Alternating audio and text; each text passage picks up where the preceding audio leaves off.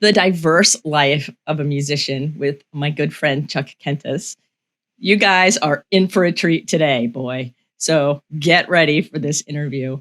I met Chuck some time ago, and you know how, like, when you meet somebody, you just know you got to know them? Well, that's what happened. And my introverted self took a while to ask him to be on the show because I was nervous that he'd say no, but I was wrong. He said yes, generously. So, Chuck, thank you for being on the show. And I know that you have some cool stories. And I also know that you're very inspiring. You inspire me every time I talk to you. So I'm excited to see where this conversation goes today. And I want to welcome you to Someone Gets Me. Thank you, Diane. It's a pleasure being here. I'm very glad you asked. And I appreciate the compliment of being inspiring. I just try to be myself. And, as we get older, it's kind of like, I really don't have a care about what people think of me or I have no pride and no shame. I'll tell you that. And that continued throughout my musical career, I'd say. Right. And your musical career continues. And the thing that I love about your musical career, which I'm going to have you give us a little flavor of it here in a moment. One of the things I love about it is the diversity and how things kept changing and growing and evolving as you kept saying yes to different opportunities throughout your lifetime. I mean, like, you started playing when you were 5. Right. And so that means that you've been in this world longer than a lot of people have been alive, which is really cool. And you do composing and you do sound design, you do lots of things. So give us a little snippet on how did this all start? Like, was your family, were they all musicians because you started so young, or how did that all work?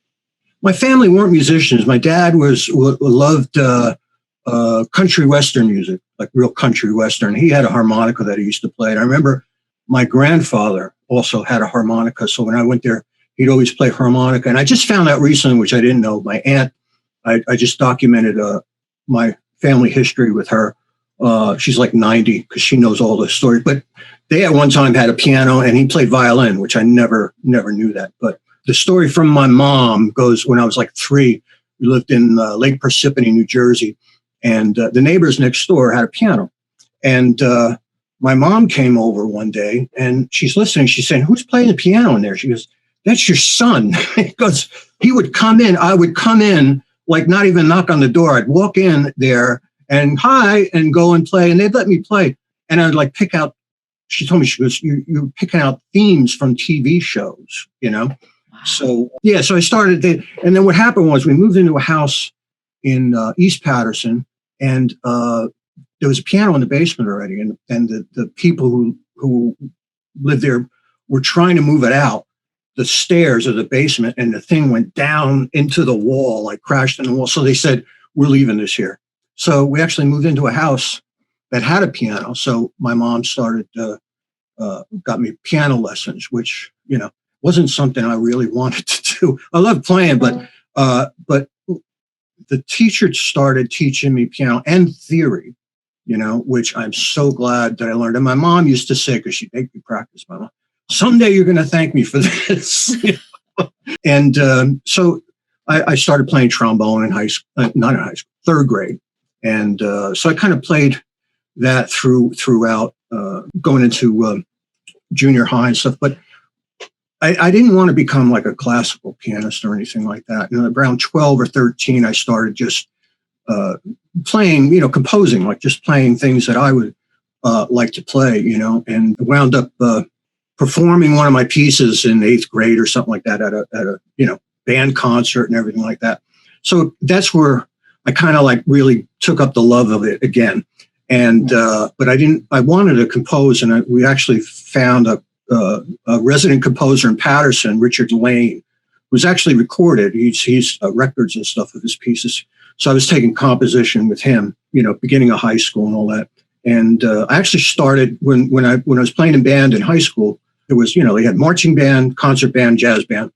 I said, "How come we don't have a rock band?" So I formed a rock band, for high school rock band, the first high school rock band. And all the guys that I picked were all seniors, So they left after my first year. But they said, hey, they started playing bars and clubs and stuff. They said, hey, you want to join this band? I said, well, I'm a bit underage, So, well, we'll get you fake ID. Don't worry about it. So they got me fake ID. Started working nightclubs and stuff in through high school. And then I had a friend of mine who was also a pianist, but he was classical pianist. He played Chopin and everything. And there was a little room that had a really nice Kawhi Grand in there. And we used to kind of like take turns playing and stuff. And we were friends, but we were always kind of like battling. He liked romantic, I liked Baroque, and we would kind of battle between those two. He's like, Baroque is so boring. And I'm like, well, it's mathematical, anyway, so he wound up going to summer school in his junior year, and he graduated. So he graduated early, wound up enrolling in Jersey City State College for music a year early. So I was like, damn, So my senior year, I had got enough scholarship points, whatever, that I only need to take 2 classes in the morning. So I went over to Jersey City State. I said, hey, I'm still in high school, but can I apply to take some classes here, music class? And I said, well, just get a note from your counselor. So I went and got my counselor. He got me a note, and I started going up, taking classes there in the afternoon and evenings at not Jersey City State. And there they didn't have, you couldn't major in composition there. So I said, oh boy. So I found, I don't know where I got the nerve to do these things. I went to Mannes College of Music in New York City and talked to the dean there. And the same thing. I said, look, I'm still in high school, but I would love to, study here. And he says, yeah, I'll give you composition lessons. And I was taking composition from him. He assigned me an intern, student teacher at the school to teach me like ear training and counterpoint and things like that. And then that all came to a drastic end when I joined a glam rock band and started working. There was a scene in North Jersey there were so many bands and so many places to play. I like within say 10-mile radius of where I lived in Patterson, there must have been 20 bars and clubs that had live music. And each one of those had between 2 to 4 bands a night. And this was 7 nights a week. You can go and some bands would play every Monday here, every Tuesday there, every Wednesday there. So there were like hundreds of bands that were working and making money. And I was able to play. They were long hours. You would start at 9 and go till 2. So you played 5 sets. You play like 45 minutes on, 10 minutes off. And so you were playing, 5 nights a week. You were playing like 6 hours a night. You had to get better, as a musician. Right. And also you were getting paid. It was like I'm fresh out of high school and I'm like, no, I was still senior when I was doing that. So, I was making decent money and traveling and stuff. So I did that. And I did a few other bands. And in New York in the 70s was really cool because they had this, I think it was a Village Voice. They had this music registry, and I went down there and for like $10, they put your name on a list, anybody looking for a keyboard player, anybody looking for a guitar player and stuff. And they call this registry and say, well, here's this guy, this guy, this guy, I just get called for auditions and I go in and do that, and I wound up getting, big gigs, go on the road, go, national tours, international tours and stuff. And so I started doing that. And I wound up auditioning for a band in New York with Carmine Rojas, he had just done Let's Dance with David Bowie's record. And he was going to go out with Bowie, on that tour. And he was in LaBelle. And then, so when LaBelle broke up, you had Patti LaBelle, Sarah Dash, and Nona Hendrix. Nona Hendrix went on her own as solo artist. So I started playing with her through Carmine and touring with her. And that's kind of like where I learned. I had learned funk before because I was in a band down in Philadelphia. When I lived down in Philly for a couple of years. I played with this all black band called Bittersweet. Used to play all the nightclubs and stuff. And it was all funk, that 70s funk and stuff. Yeah. So I got with Nona. I knew how to do that, and I was playing with the other keyboard player was Bernie Worrell, who was with Talking Heads. And he did all the synth lines for Funkadelic, Flashlight and all those songs and stuff. So and I used to room with him. And this guy was a child prodigy. I mean, he was, he played for symphonies when he was 12 down in Washington and stuff. Real sweetheart guy, but just one of those guys who was always kind of like, I don't know, Charlie Brown or something, because we do rehearsals in New York and his car would get towed every day, and we all felt bad for him. We're like, oh, I don't know. So, but I didn't own him. And then with Carmine, I got with John Waite and I did a record with him. And then we got a call to do Julian Lennon's first tour. And that was through Phil Ramone. You said you worked with Billy. Did you know Phil? Phil Ramone, the producer? Okay. No. So we're doing Julian's first tour. And we go in, and this kid, he had no idea of anything like as far as live performance, Right. It just done a lot. And I had that hit out. And he was like, well, how do we hear ourselves on stage? And, we're kind of like walking him through it. But this kid had perfect intonation, when he would sing, it would be dead on, no, it was like, and I sang backup. So it was like a really cool thing to sing with him. And we did a couple Beatles songs, but the thing that really got me was, like, I think it was the first day we went in and we're checking out the PA. He started singing Twist and Shout. And it sounded like his dad. I mean, it was like scary, he did that part and he sounds just like his dad. So that was like spooky, Wow. But yeah. It was crazy. His first tour was all sold out and everybody, wanted to, be, because of his dad, right. What he sounded like. And he had to conquer that, he had to get past that. And that's hard for somebody that young, I think, to have to live up to that kind of thing, And so, yeah, that was interesting. And then gigs just came in. I was doing Julian and John Taylor from Duran Duran saw a gig and he asked me to do the Power Station with, that was with the two Duran guys, Andy and John, Tony Thompson from Chic, and Robert Palmer was a singer on the record, but he didn't want to go on the road, so they used Michael DeBar. And we did Live Aid in 1985 in Philadelphia, and that was pretty cool. And then Tony was working with Bernard Edwards, who was producing one of Rod's records, Out of Order.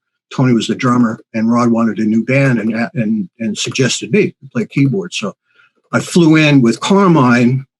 We were just finishing a tour with a British artist, Louis Sum. We finished the last day and we flew out to California, to LA, to do the auditions.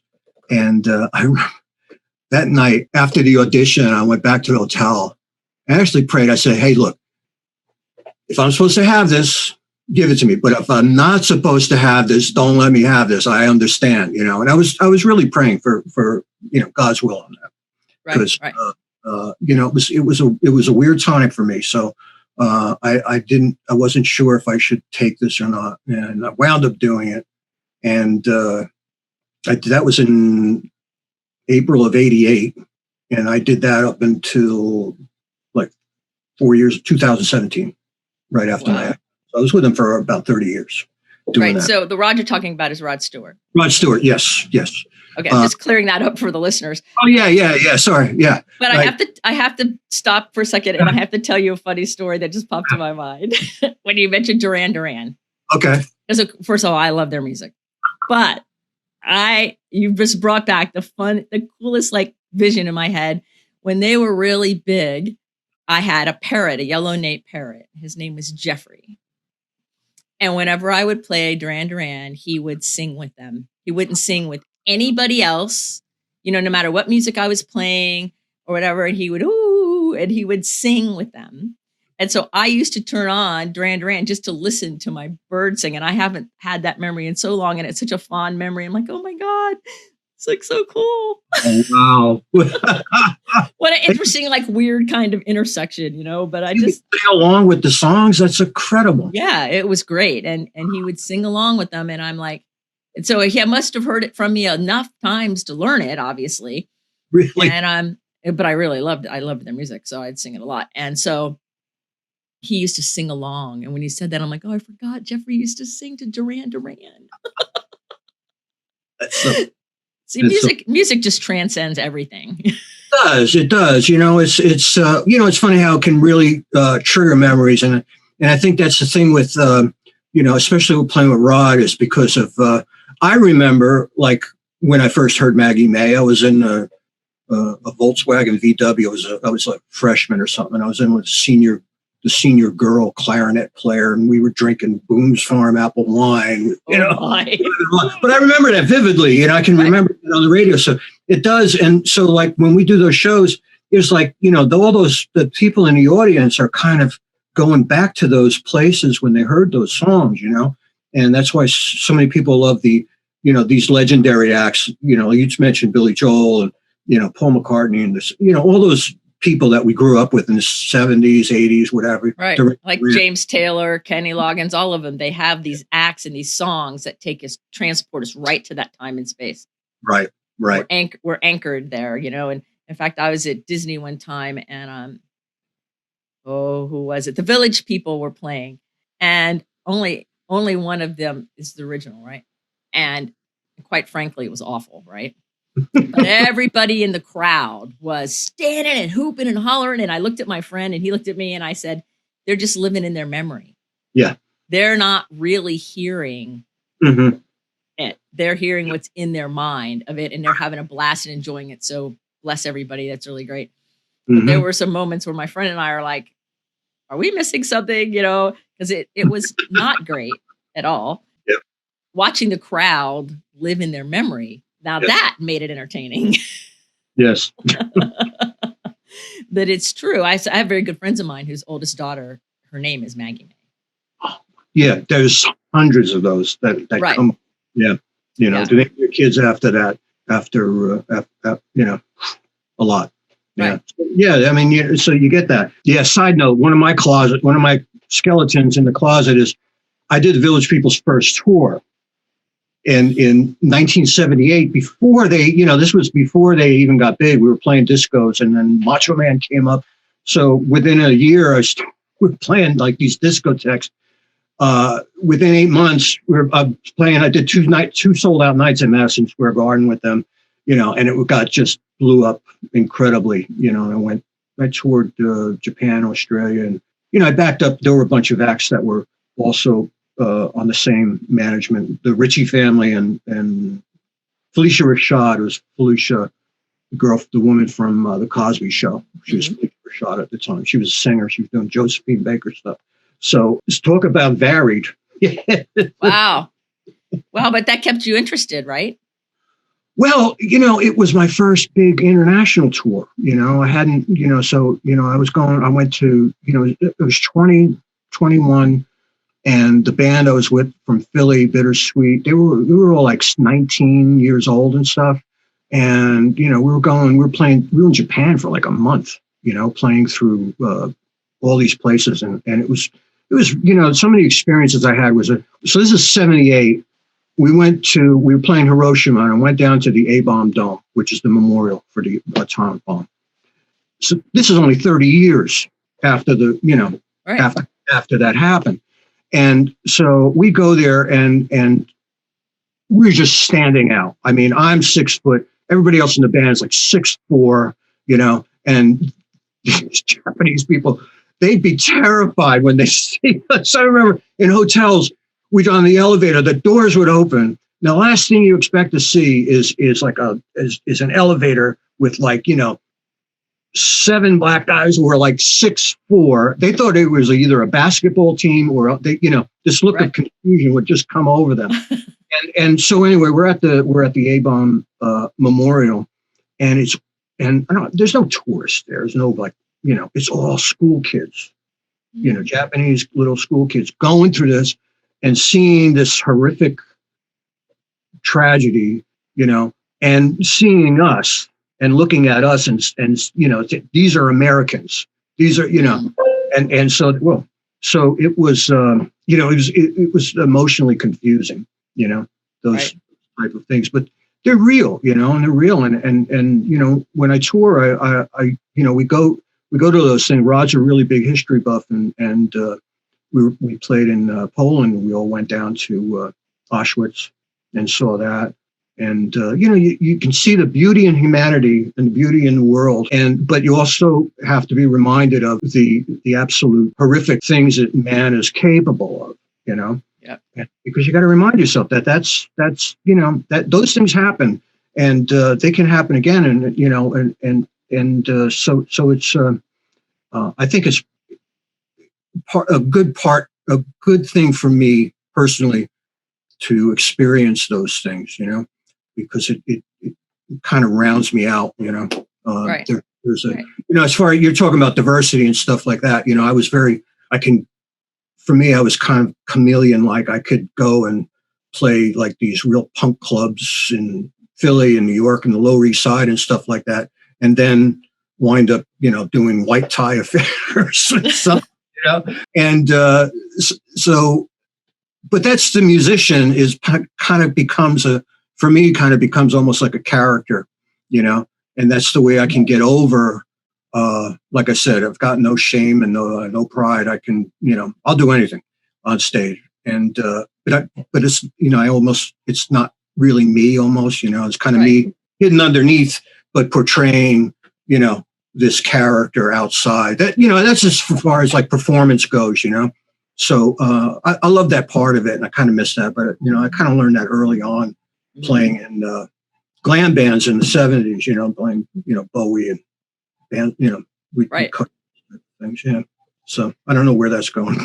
I don't either. So I want, and you're in the Guinness Book of World Records. Well, Rod is, but I was there, and what Rod happened? Is, but you were there, so that means you're there too. And actually, my picture's in it. With I'm playing on stage with him, and I think that's hilarious. We had the world's largest free concert audience, the largest audience. So we played. It was December 31st, 1994, in Rio de Janeiro on Copacabana Beach. So we played, and the beach had, I remember driving, and they had what they called delay towers set up like for miles. So you'd have like screens with speaker systems, and then you'd have screen. And what they'd have to do is delay it, because sound is, doesn't travel that fast. So the sound of the stage, by the time it gets to a person who's, say, 500 yards away, it's going to be, so they have to delay that sound there in order for it to be in sync. Right. So, technically, anyway, but so they estimated that night was like 3.5 million, which is just unfathomable. But anyway, that's the free and nobody's broken it yet. The Stones try to do it down there, but I think they only got 1.5 million. So that's my big claim to fame, having the Guinness Book. I just think it's hilarious. It's great. My kids, my grandkids, and stuff looking. It's like, oh my goodness, what was that? Right. Exactly. I mean, it's one of those things that it's like, it's fun and powerful and cool all at the same time. And like, who would figure? Like, I know when you were in high school, you weren't thinking, let me see, how can I get in the Guinness Book of World Records? Were you?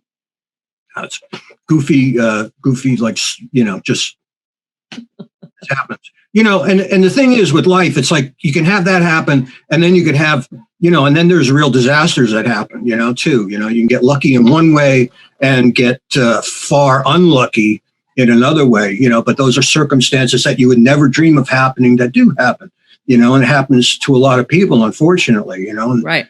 So you got both ends of that, Oh, and the good thing is to have a faith that kind of carries you through that. Where you're grateful for the things that, are nice, but then when the other side happens, it's kind of trying to make use of it, try to turn it into something positive that becomes, Right, exactly. Because you can learn how to have faith and be grateful in the face of things that aren't so great, and grateful for the things that are great, and know that overall everything works together for the good in some cool way. So how did you handle not being understood by people who didn't get it through your lifetime? Like, how do you handle that when people just look and they don't get it? I just kind of, I don't know if I ignored it, but I kind of gravitated toward people who did get me, so like in high school, I didn't hang out with anybody. It was like, I had the one musician friend who actually got out early. And then all my friends were had graduated and they were all musicians. So I usually hung out with guys that were, way older than me. And, no, so that's a good question. I really didn't take it to heart. Sometimes you'd get, I guess, disappointed, that, especially like musically, you're doing something music. Cause I always tried to think out of the box and do things, way, just kind of away from center, Right. And so that's not gonna click with the majority of people, and I had to come to understand that's why it is off center, because it's not, people don't, Right. People like things a certain way or music a certain way, very straightforward. And then you have stuff on the outside, and I'd sacrifice that. So instead of going for the accolades of doing, musically something that was, this is apart from my work, I was a sideman, so a lot of that stuff was I was just hired as a sideman to do those gigs. And, but for my stuff, so I like to go slightly left, and then understand, and not be bitter about it or not be judgmental of people or anything like that, and just, this is what they want to do. This is where I'd like to take it. It's just in me that I can do the straight ahead thing. And I did that for composing wise as well. I did a lot of production music back in the 90s. So that production music is, there's companies that offer music to like sports stations, TV shows, reality shows. It's like put-in music or the background music or what have you. And so, my assignments would be to do things, I do a bunch of things that sound like 80s, radio music, or do some like beat swing, or energetic, sports kind of themes and stuff. And I did a lot. And what I would do is while I was on the road, I'd have like a studio. I'd take like a small recording setup in my room, and I would do those at night after shows. So it's kind of like doing two jobs at once. And then I started working with our drummer, David Palmer, and we started writing for, some TV shows. We did some TV commercials and things like that. So that kind of thing, you're like asked to do a certain thing. And so you compose straight up the middle, or you do what they want as opposed to what I want. It's kind of like they're the, and a lot of composers get like kind of twisted about that, because it's hard when you're writing something. You kind of becomes a personal part of you. It becomes becomes part of you. So when people reject it, you feel like they're rejecting you, and you get personalized at it. Right, but you have to disconnect it and say, no, this is this is this. Here you go. And what can you change? Can you change this and change that? And like TV people, it's like, you make like 10, 15 changes. So you got to get a tough skin. You got to have a tough skin with that. Right. Because they're looking for something specific, and they don't even really tell you what it is probably completely until they start hearing it and go, well, what about this or what about that? And they don't know what it is sometimes. They can't. Most of these people are not musical in a sense, so they're trying to describe it in a certain like categories, colors or something like that. But and then you've got like three people that you're trying to please at the same time. Forget it. It's like, we're on for weeks on this before somebody decides what they want. Right. And can't even identify what's going on. Yeah. but so doing that was, it's fine. And it they were nice niches to be in at the time. It seemed like it seemed like for me, my career was like, I hit those points where at the right time for some reason, like touring in the 80s, 70s and 80s and stuff like that was a lot of fun. It was really crazy and stuff. And now it's really difficult. I know a lot of my friends were on the road and with COVID and just the business in general, and the whole music industry really changed a lot, going into the 90s, 2000s. You kind of got to swing with it. It's like, music, when I started in the 70s and 80s, I'm sure there were people in the 40s and 50s who were like, damn, what is this? They're playing, right. some big band, and they're like, man, not working. What the hell is going on here? you know, all through that, it changed. But I was at a good time because I was able to I played like 5 nights a week all the time. You know, you played and got paid. You know, it's great. So you were like in heaven, living this like dream reality of all these really cool things because you kept saying yes along the way. Yeah.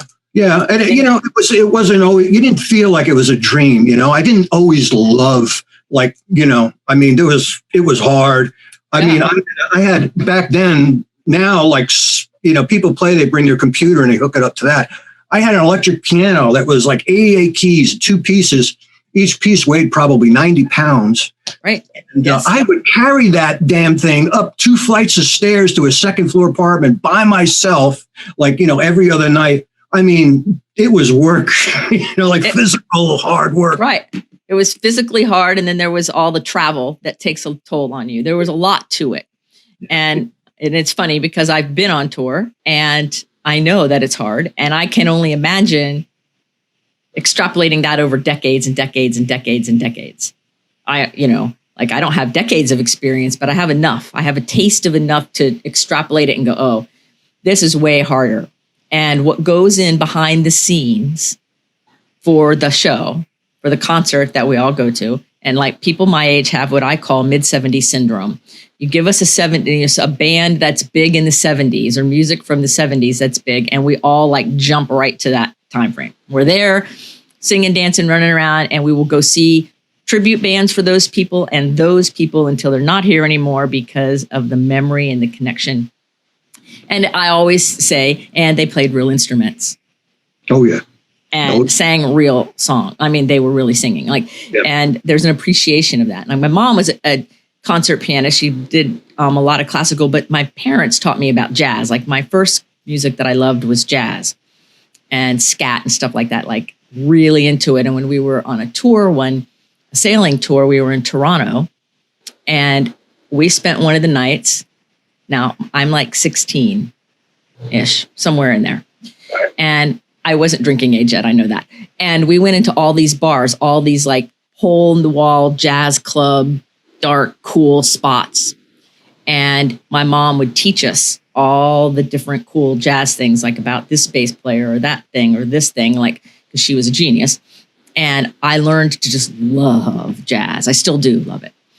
And music, like high quality, good music, like people who like get the math, they get the talent, they get the precision, they like get it. There's a difference between that and other kinds of music, though I love them too. So who were the jazz people that you liked? Oh, I loved Herbie Hancock. Yeah. I loved, what was his name? Chuck Mangione. I loved. Oh, yeah. Yep. All kinds of like that. It's funny you mentioned Toronto. You were listening to jazz up there. Mm-hmm. We went to some street. I don't remember where it was, but my mom was all excited for us to go to all these jazz clubs because she was educating us on that culture of the small little jazz club. And we went from club to club. Like I bet we went, it seemed like 100, but it couldn't have been that many. It was probably like 6 or 7. I was too young to, I was loving it, but didn't know. And there was this place in St. Pete. We were living in Sarasota at the time that had jazz like downstairs. And my parents would go and my brother and I would listen as long as we could. And then we'd go play on the beach and come back and listen some more.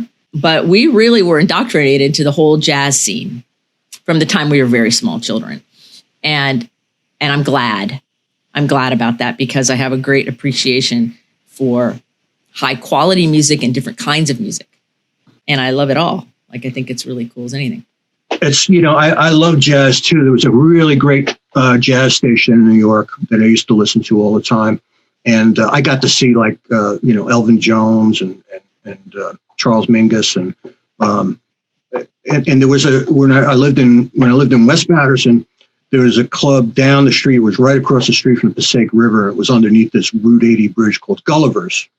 And it was a hugely famous jazz club for New Yorkers. So like on nights when they had somebody playing, like Thad Jones or somebody, Thad Jones used to teach up at Montclair State University in Jersey, and he would play, and the place would be parked cars everywhere, all New York plates. All these people drove in from the city. It was, we were like 10 miles outside of New York, but they drove into this place and they had jazz there. It was just this little, tavern, and it was tiny inside, and they had live jazz. It was incredible. Yep. Absolutely incredible. Yeah. I just love it. So I'm wondering if you have any cool stories that you want to share, or a cool story that you want to share about all your time you hung out with Rod. Okay. You played for him for a long time. I did. Yes. And so I'm thinking that you probably have something that's cute or funny or neat or that you want to share. And if not, that's okay. But I was just. Oh, no, I do. And they're nothing off taste, things that are not tasteful and stuff. I mean, there's those, but I'm not going to talk about those. I'll talk about the crazy stuff. So we were playing. This was when I first joined. I think it was like I was about a year in. We were playing in it was Massachusetts. Anyway, outdoor venue, amphitheater, and our stage set was this big metal set that had, I was on a platform, drum was on a platform, the horn section was on a platform, and all around us were these steel ramps that went up, so he would run, up these ramps and behind us and down and stuff like that. And he was nuts, his performance he would do these weird things, just out of nowhere. He'd like lay down on the stage and just, like after, he was running around or something like that. And we're, but the thing was, we always had to watch him because it was, things, he would change arrangements every night and stuff like that. So it really kept you on your toes. So anyway, we're playing, and he runs up this ramp next to me, but we had these lights, these moving lights that would they were like big octopuses, and they came down just enough for him to ram right into it on his head. Oh no. And he's out cold. So we don't see it because it's happened behind us. The audience has seen this, and he's knocked out cold. We think he's just doing what he always does. He's laying down. And we're playing, and then we're like, isn't he supposed to be singing now? We look, and he's still laying down. And you get that, you get to that point where you're like, oh no, this is not, he's not just faking this, he's out. So he's out.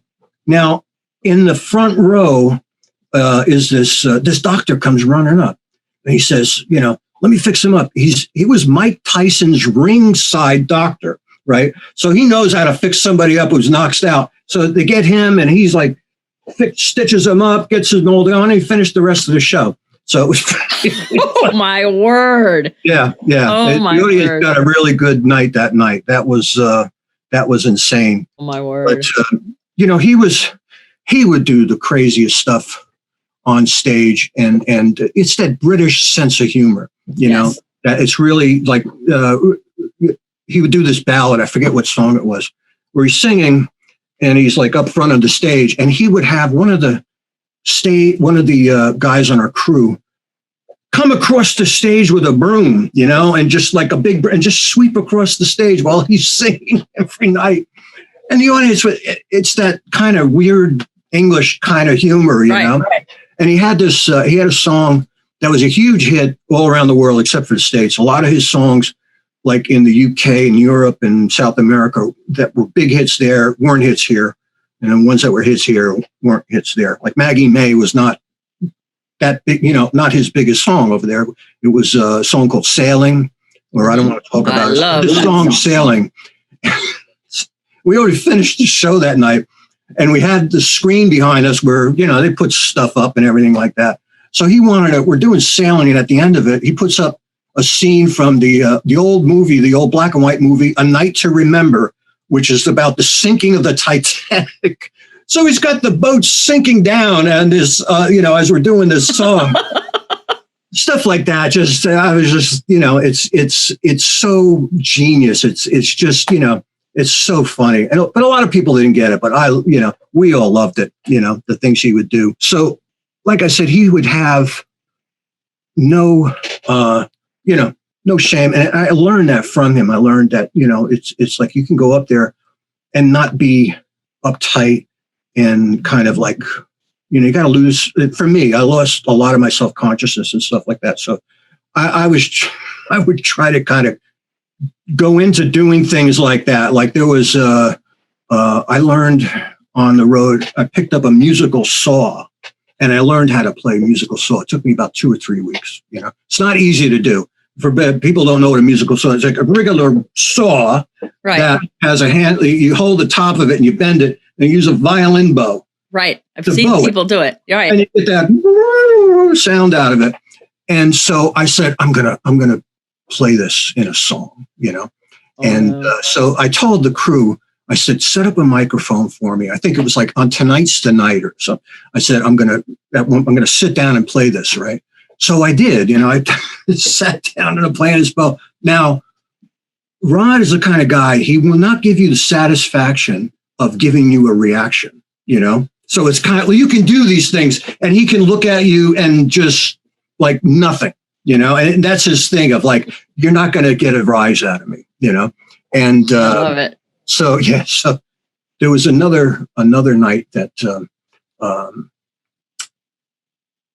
I told you about sharing a picture.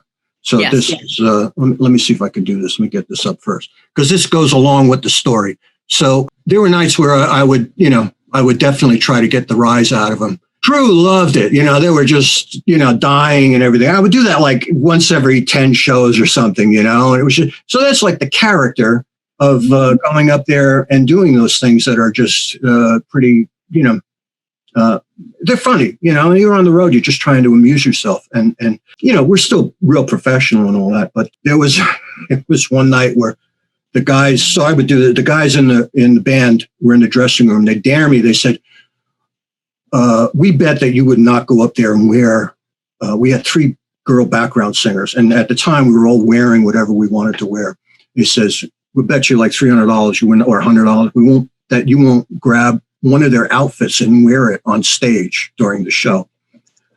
And I said, oh no. Hey, I was in a glam band for, I used to do that every night. So I went in the locker, the wardrobe case, and I picked out one of the girls' outfits. She was tall and it was like a bright orange jumpsuit. So I put the thing on and I go on and I play the whole show like that, and there again, no reaction, he's not going to give me the satisfaction. And I'm like, but anyway, I did it. So at the end of the night, as they're tearing down and, it's backstage with, like an arena. So there's that whole truck loading area, and Rods is leaving in his limousine. And so he's driving out and I'm waving to him. All of a sudden the window comes rolling down. I said, Chuck, come here. He goes, I really loved what you had on tonight. Was that like a Versace or something like that?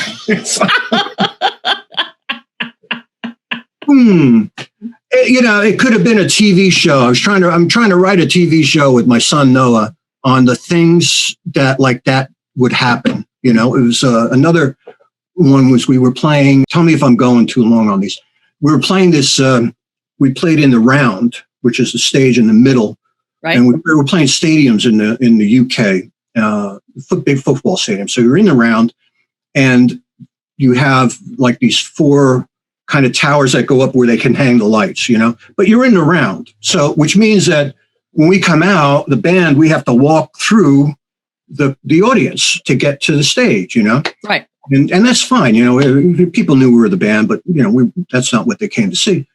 So how do you get Rod out there? You're going to walk him out on stage. So what they did was they put him in like a big speaker box, like looks like a piece of equipment, and rolled him out. Roll him out with him inside to the stage, right? So they're rolling him out one night, and some reason, the way it was set up, they got lost. They couldn't get to the stage the way the things were, or else they were like they had stuff on the ground. They couldn't move.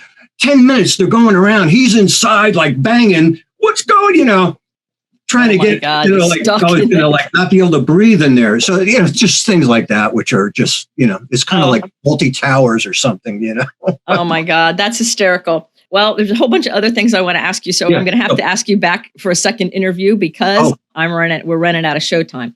Okay. But I have 2 questions I want to ask you before we're done today. 1, what's the most memorable food you've ever eaten on all of your travels all over the place? What's the most memorable food? Well, 2 places. There's Boulay in New York City. They have the Taster's Menu. That guy's like world famous chef and stuff. The other, which I really, because whenever we go to England, UK, I go for Indian because it's the best Indian in the world. London or, basically anywhere in the UK. But I found a place that does Nouvelle Indian, which was nuts. I've never seen it, never heard of it. And it was absolutely stellar. And they do a Taster's Menu there. It's in South Kensington, across from Kensington Gardens. And I would, wait for that place to open up to go in and get food there. And it was like, I've never seen anything like that, Nouvelle Indian. So that was probably it. That to me sticks. That sounds really, really cool. Well, I'm going to ask you to come back on the show because I want to talk to you about being a father with your sons and some other things, challenges you've been through and all of those things. So thank you for saying yes. Oh, yes. So your final question for today's show is that we're going to put a billboard up with your message on it for the world, for the whole world to see. Chuck Kentis message. What is your message for the world?